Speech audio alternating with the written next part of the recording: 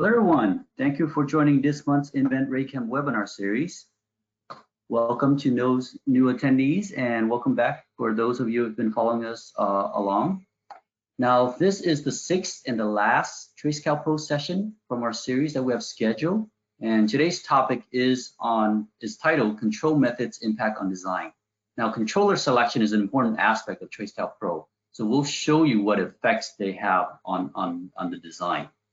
Once again, your presenter is Ryan Cranston and Edlene Garcia, who will be manning the phones, manning the Q&A at the end of the session. So take a look at the schedule right here.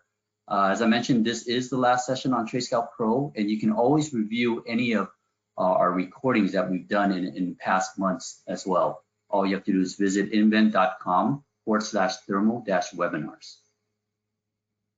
So with that, I'll hand it over to you, Raya.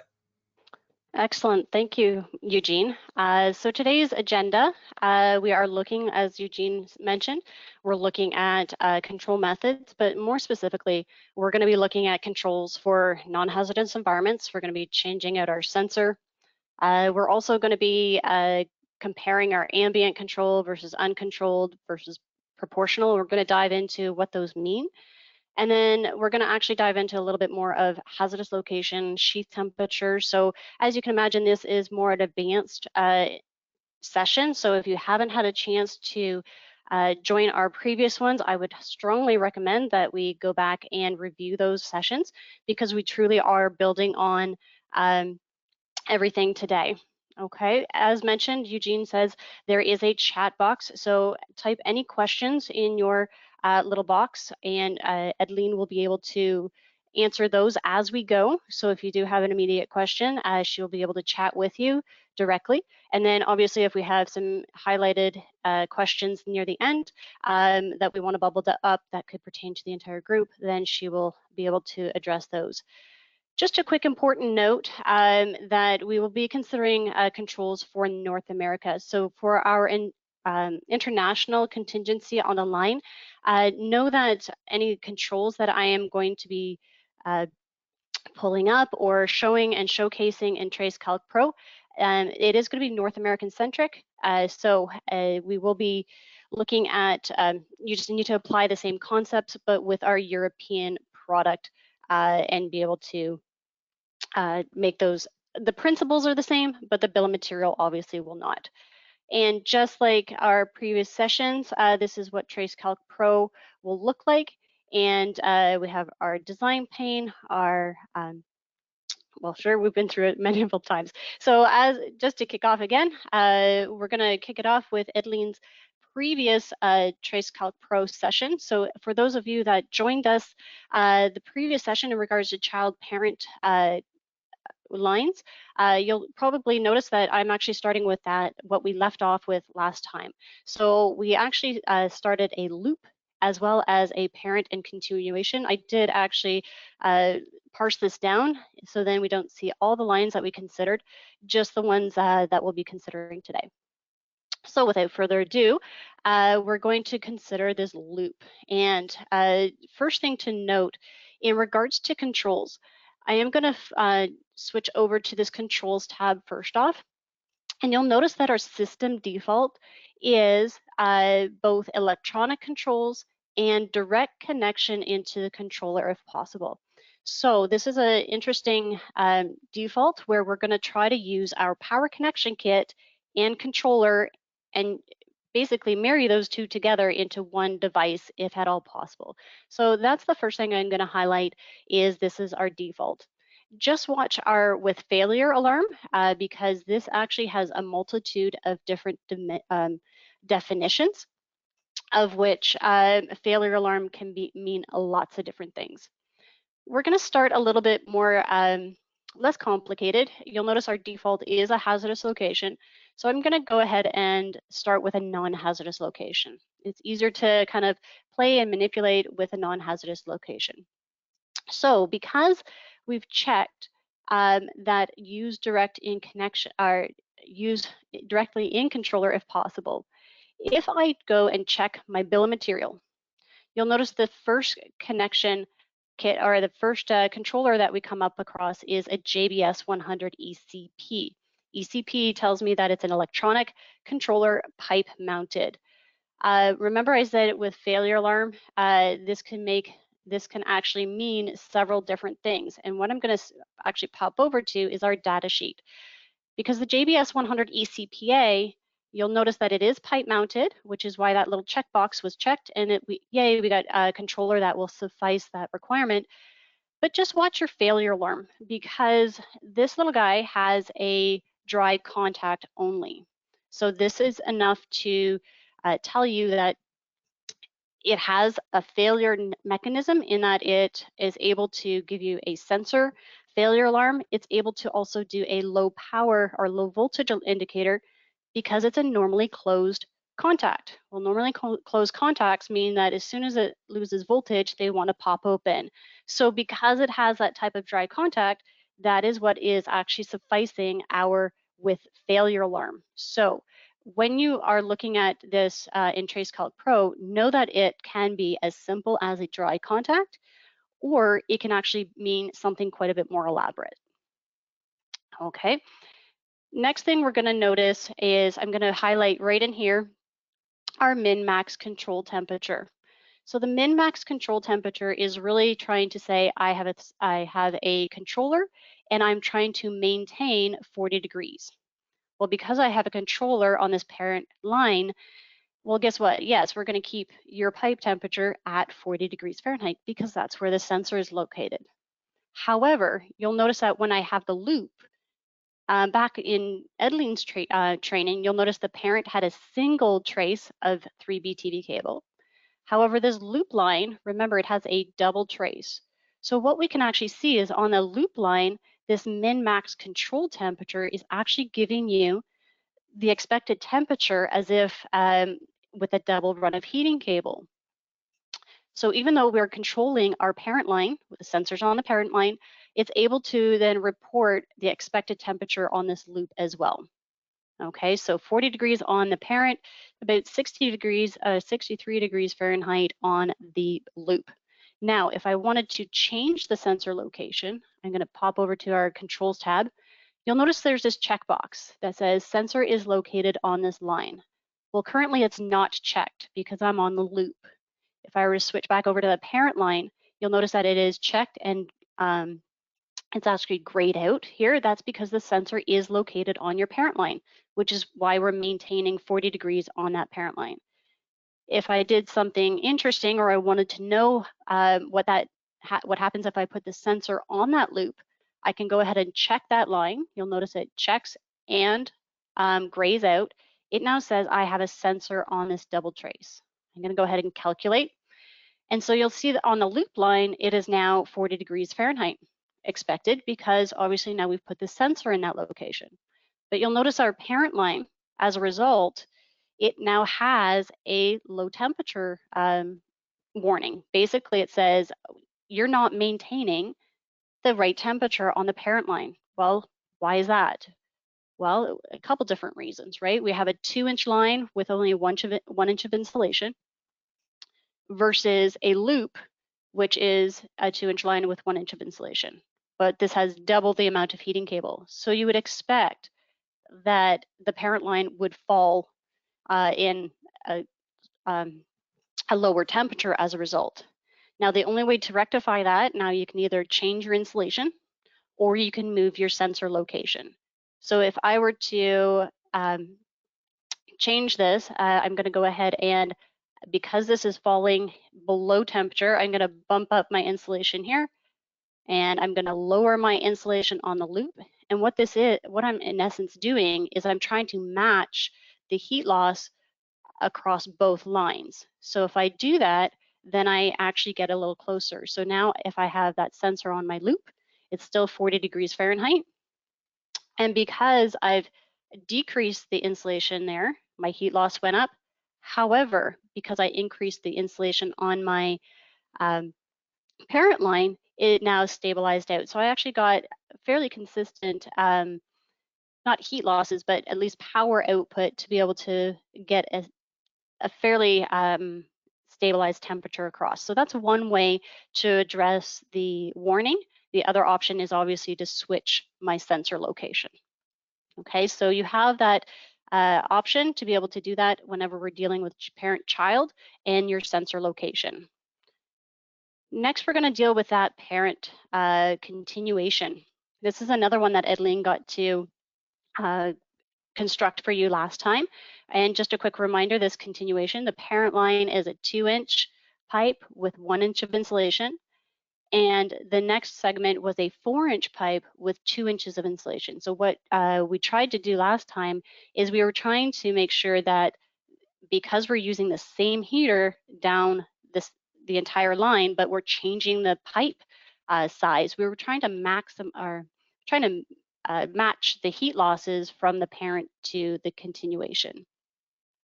So what I'm going to do here is we're going to play with a different style of control. So we're going to actually go ahead and see what ambient control looks like on this one. So just an ambient sensing and standard. So this is a very popular way to control your heating cable. And so I'm going to go ahead and calculate this. And so when I do this, you'll notice that we do have a larger min-max control temperature. And so when we do that, it is actually looking at, and I'll switch back to my basic tab here, is the minimum temperature of which we are going to keep this pipe at is 42 degrees Fahrenheit. Our maximum is 80. Now you might wonder why that 80 is so high. Well, think of your ambient controller turning on just below 40. So it's turning on at 39 degrees Fahrenheit. Well, that's probably your warmest possible day. And now you have your heating cable on full on, and then it's able to raise the pipe temperature, at which point then it's able to come to an equilibrium. So your heating cable output now equals your heat losses. Well, that's going to happen at some point in time, at which point your heating cable is going to want to regulate itself down. Well, that happens right around the 80 degree Fahrenheit range. So that's where your power output of your heating cable now matches your heat losses, and your pipe has now come to a stabilization temperature of 80 degrees Fahrenheit. That's assuming that you're at 39 degrees Fahrenheit for a very, very long time, guys, that you're able to come to that equilibrium.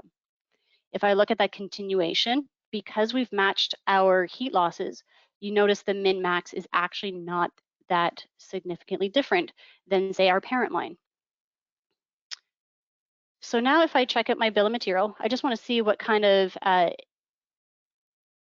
controller it automatically went with. You'll notice that back on the parent line, the JBS 100, I was playing with this one. I changed my default on this. Normally it says your local control is there. So I'm going to go ahead and put my default back on there. And so it is going with a JBS 100. You'll notice that it is going with a 4010i, our Alexan series of controllers.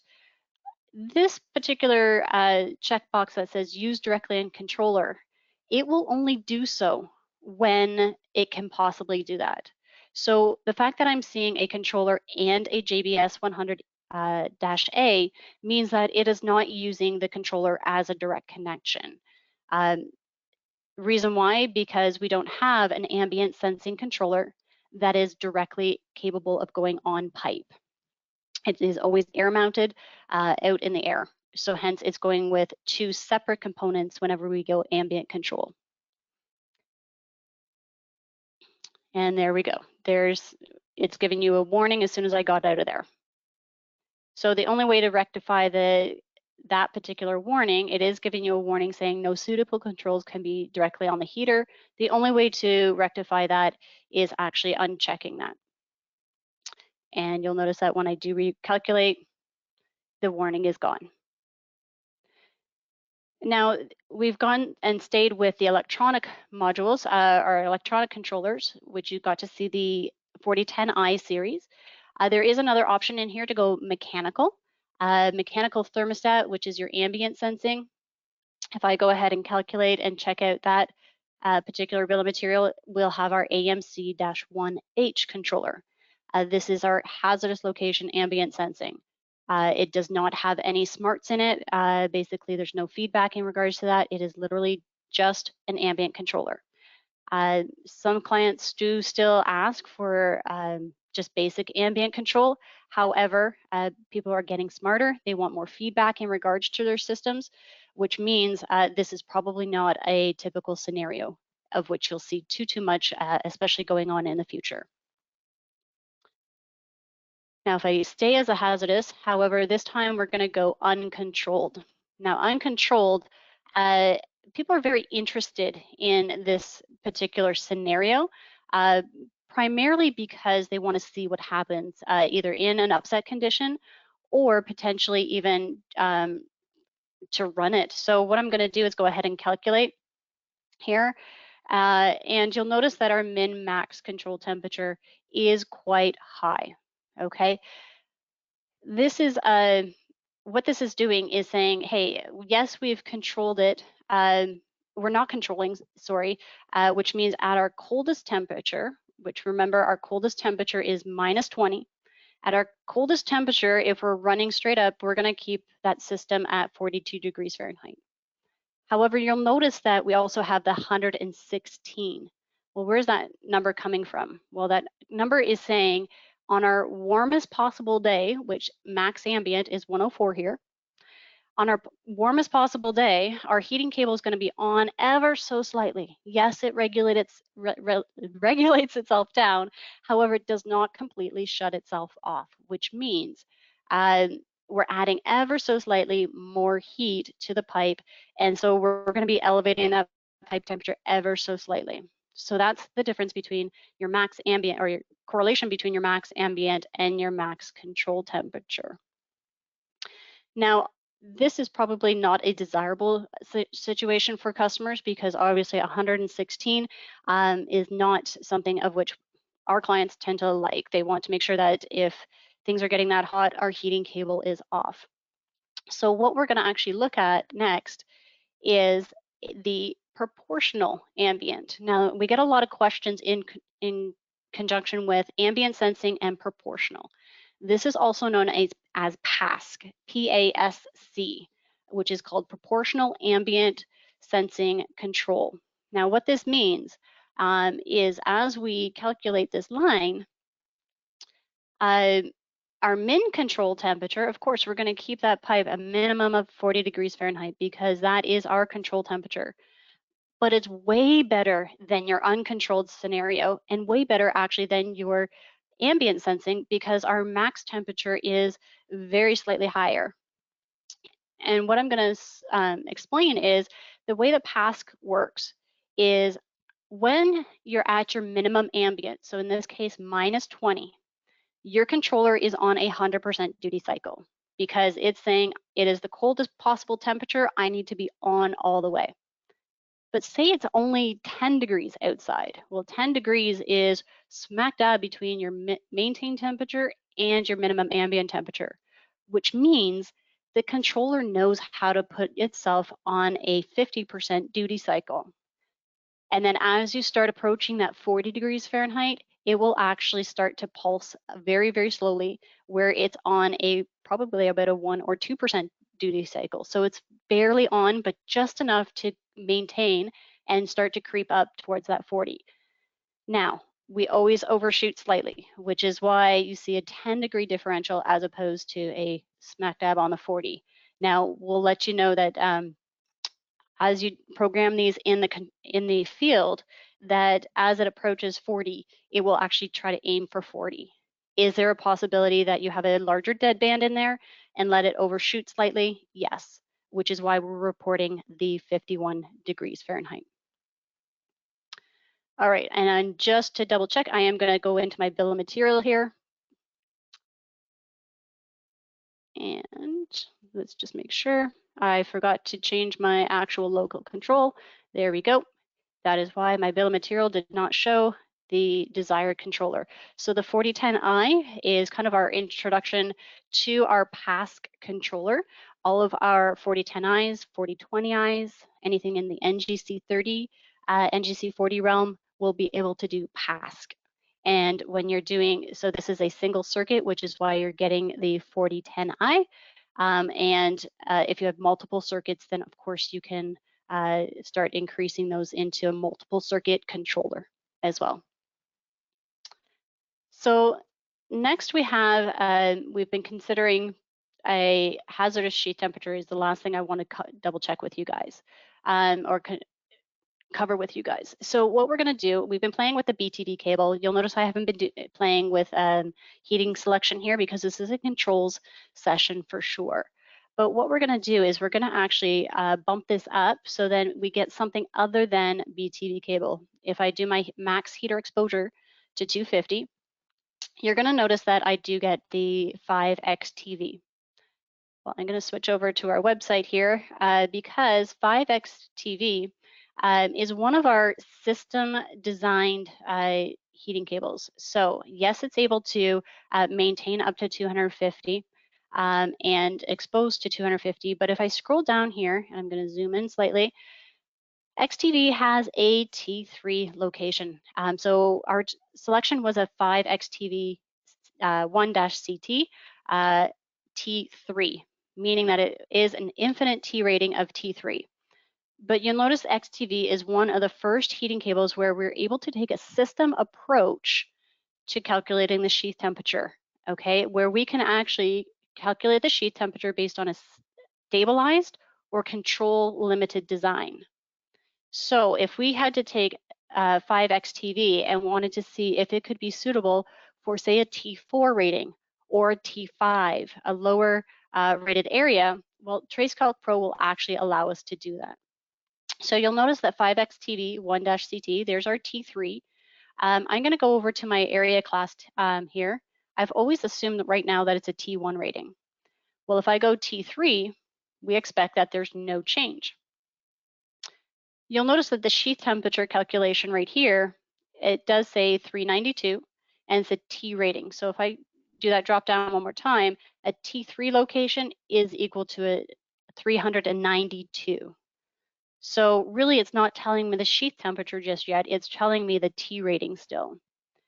If I change over to my auto ignition temperature for just a moment and force a value that is ever so slightly lower than that T rating, so I'm just going to drop 2 degrees Fahrenheit on that and do a calculation on that, you'll notice our sheath temperature has actually changed to a stabilized design. So our sheath temperature is now reported as 275. Well, 275, we can actually go into, and if I did a drop down again, that's actually into a T4A, just ever so slightly higher than a T5 rated. So you'll notice that as we do this, that the stabilized design, you can actually get a sheath temperature. Now I do want to address this warning because obviously warnings are just that. As engineers and designers, we do need to pay attention to the warnings. And you'll say no suitable controller can be used for a direct controller. Absolutely. So we don't have anything that will fit that bill. And we'll double, there we go. So right now we're on ambient sensing control.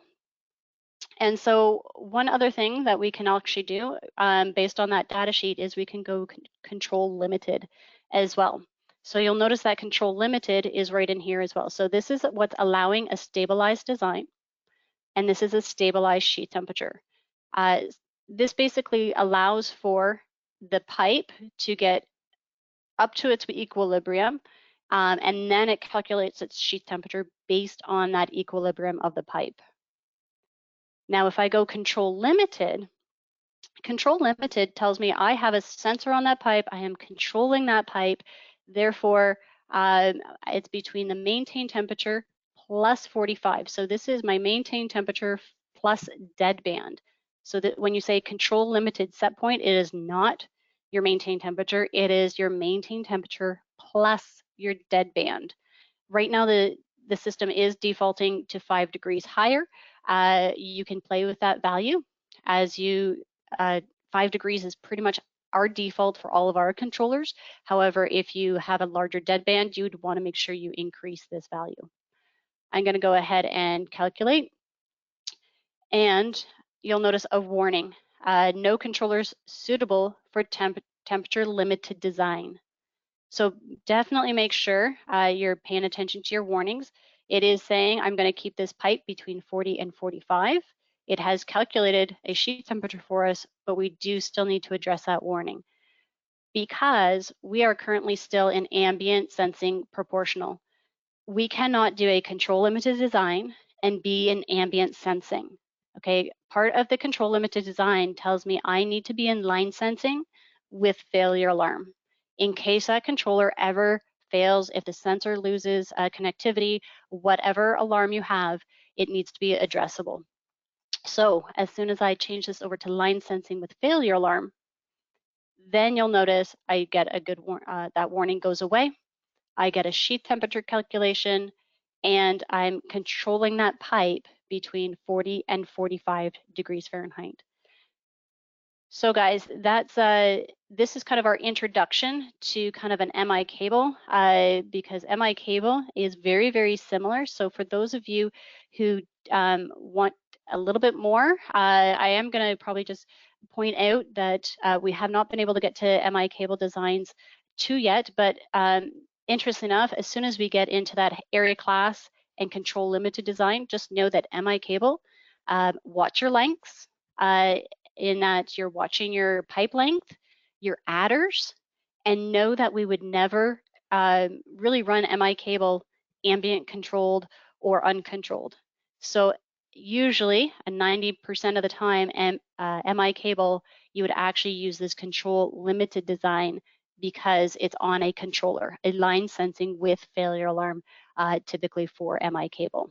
So even though we're not getting deep into an MI cable session, know that this is kind of the next progression, and really the only change out that you would do is change it over to a series heating cable, and you would change from a 5X TV over to an MI cable design. So with that, I know we're at top of the hour, and I'm going to switch back to our presentation mode here. So I'm going to open the lines up for some questions. And Edleen, do we have any questions on our chat message? Yes, there are a few that are coming up. Let's see. All right. First question, please elaborate more on what control limited design means. Let me see. Okay, so control limited design. I'm not going to go into a very elaborate controller. My basic understanding or basic answer is A, it's on a controller, and B, we require the fact that it has to be enunciated. So just the fact that you're on a ambient or a line sensing mechanical controller, because you don't have that tied back to anything or there's no alarms, then it could get stuck and you could have a runaway condition. So control limited tells me that you're going to have a controller that you can A, control the pipe with, and B, that you're going to enunciate an alarm with and be able to action that. These are typically used for hazardous locations, which means you want to make sure that you're not allowing your heating cable, no matter which type of heating cable, whether it's XTV or MI cable or BTV, get into a runaway temperature. Obviously, BTV, less of a concern because it has an infinite T rating of T6. So not a lot can happen out of the norm with BTV cable, but once you get into those hotter temperatures or hotter heating cables, control limited, we are definitely including I want to say a smart controller, one that's going to give you some feedback. All right, so second question, can you review the design constraints that must be considered? For example, multiple flow paths, varying pipe sizes, insulation thicknesses. I think this goes back to, yeah, one of the examples there. Right, so we didn't even consider flow paths, really. We were considering all of these pipes to have continuous flow in them or the same flow condition in either the parent or the child. So in this case, the parent and the loop or the parent in the continuation. When dealing with no flow or flow conditions, that's really where you can place your sensor location or multiple sensor locations. Because right now, if you were to have a no flow condition, so take for instance this little loop, if for some reason it was a branch and it had a no flow condition, and that's where our sensor was, well, then great, it's actually the most stagnant part of the pipe, not a big deal. It's actually, actually no, the other way around. As your heating cable, because your heating cable is going to be energized based on that no flow, it's going to be nice and warm. Your rest of your pipe is going to be flowing, and we design heating cable based on a no flow. Now, if I reversed that, if I put this sensor on a flowing pipe, and so it wants to then say, hey, you have a process running and you have a dead leg. Well, that dead leg, your heating cable is going to stop because you have a flow condition, which means your dead leg could actually be detrimental because your heating cable is not energized. So right now, you would have to consider that as a different child. You'd probably want to consider that as a splice or a double trace loop, I guess, and just play with where your sensor's located and see if you need to split that up into a different circuit, if that's going to be a normal situation, or at least a double RTD location. So you can, most of our controllers like our 4010i or 4020i, you can have multiple RTDs, one RTD on the flow pipe, one on the no flow, and you can control off the lowest. So you can make sure your heating cable is always energized in that no flow condition. Big answer. Yeah, yeah. big answer. Short Back question. to the double RTD comment. There is a question about whether we can use the software to model two RTDs on a line. Actually, no. It always assumes one RTD and kind of your worst case scenario, but good question, because it literally says, I want my sensor here or there. So it assumes that the sensor is wherever you place it. But good comment, because I can see why somebody would need that, and potentially a good feedback for our software group to include. And then one more question. I'm not sure if this one would be for you or Eugene, but when do you expect to have HTV cable and the 4020i offered in TraceCalc? It's already there. So in our latest revision of 2.14 that is available online, that was our launch for HTV. So anybody running an earlier version of TraceCalc Pro, and you can tell that by your help and about. If you go into here, you can tell which version of TraceCalc Pro you're running. If it's earlier than 2.14, you do not have HTV. If you're running 2.14 or 00 or 02, one of those, then you have HTV available to you. The 4020i, that was probably 2.12 or 2.13 as well. So both products are listed in the 2.14 if you were to upgrade. All right. So there's a few other questions, but I think we'll have to take those offline because we're running out of time. Eugene, would you like to wrap up? Great. Thanks, Raya. Thanks, Eileen. Yeah, just to wrap up. So as I mentioned earlier, we won't be hosting any TraceCalc Pro Design webinars, but we do have other webinars on schedule. So what you see here is our next one on September 28th, and it's titled The Importance of Winterizing Industrial Plants. So it's an effort to kind of really get you prepared and just get you to start thinking about the winter season and the cold weather that's coming, and how some tips that you can do to really help winterize your plants. Once again, I invite you to please visit our webinars page at invent.com/thermal-webinars, and you can see all the pre-recorded webinars that's on there, as well as any upcoming ones.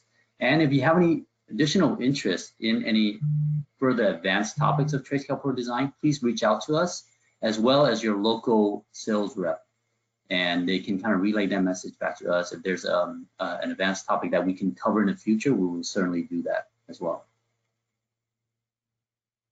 So thanks, Raya. Thanks, Eileen. That wraps it up. Thank you everyone for joining.